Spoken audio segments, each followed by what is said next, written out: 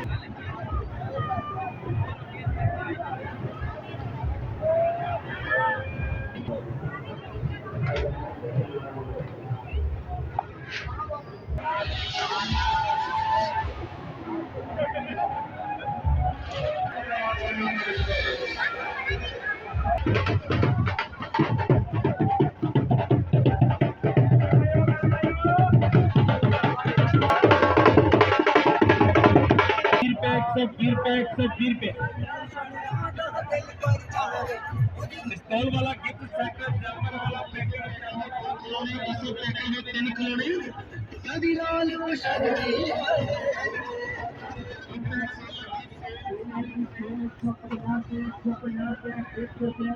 बड़ी क्रेन पहाड़ों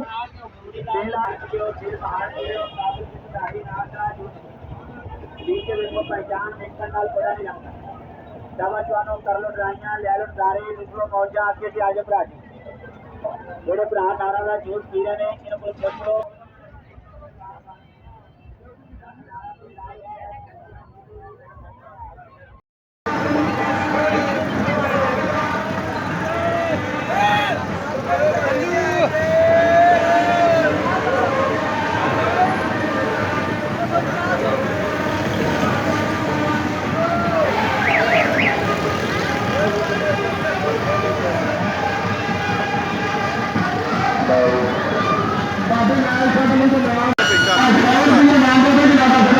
बन गई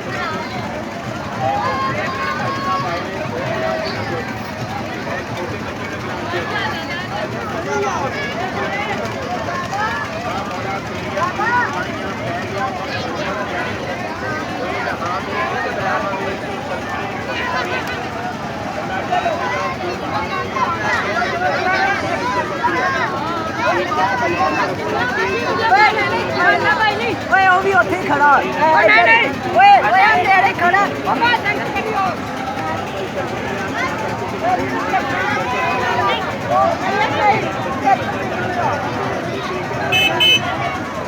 पैसे करे देगा